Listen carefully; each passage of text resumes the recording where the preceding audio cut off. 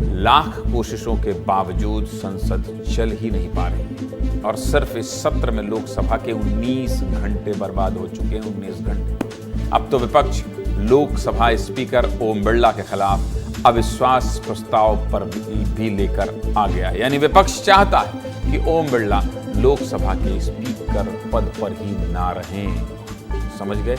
नहीं समझे? पूरी खबर देखिए पूरी। 28 जनवरी 2026 को संसद का बजट सत्र शुरू हुआ था। 1 फरवरी को सरकार की तरफ से बजट पेश किया गया। तब तक लोकसभा की कार्यवाही ठीक चल रही थी, लेकिन 2 फरवरी से जो विवाद शुरू हुआ वो अब तक खत्म नहीं हो पाया है। 2 फरवरी को राहुल गांधी एक मैगजीन की कॉपी लेकर लोकसभा में पहुंच जाते हैं। इस कॉपी में पूर्व army chief general Manoj Naravane की किताब फॉर स्टार ऑफ डेस्टिनी से जुड़ी कुछ जानकारी थी।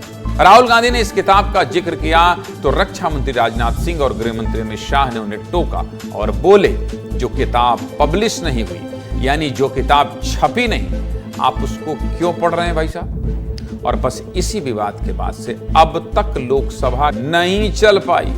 दूसरा पक्ष भी आपको बता देता हूं। दूसरा पक्ष क्या है? दूसरा पक्ष है विपक्ष, जिसका कहना है कि अगर आप हमारे नेता राहुल गांधी को बोलने नहीं देंगे तो हम भी आपको बोलने नहीं देंगे। और अब तो विवाद इतना बढ़ गया है कि विपक्ष के 118 सांसद स्पीकर ओम बिरला के खिलाफ अविश्वास प्रस्ताव लेकर आ गए हैं। अब ये अविश्वास प्रस्ताव क्या होता है और क्या ओम बिरला स्पीकर के पद से हटने वाले हैं, सबसे पहले आपको यही बता देता हूं। देखिए, संविधान के आर्टिकल 94C के चैप्टर 18 के तहत यह अविश्वास प्रस्ताव लाया गया है।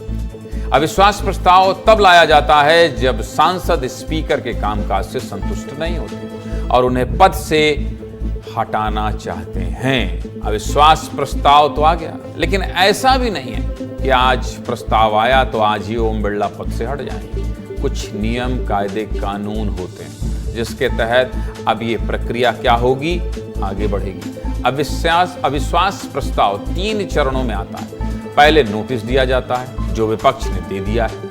अब लोकसभा में इस प्रस्ताव पर चर्चा होगी। 14 दिन बाद सदन में यह प्रस्ताव पेश किया जाएगा।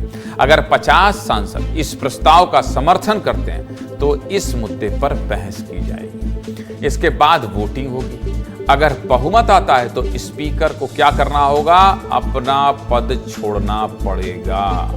बहुमत नहीं आता है तो स्पीकर पद पर बने रहेंगे। तो कुल मिलाकर इस केस में बहुमत बीजेपी के पास है। इसका मतलब वोटिंग होती भी है तो ओम बिरला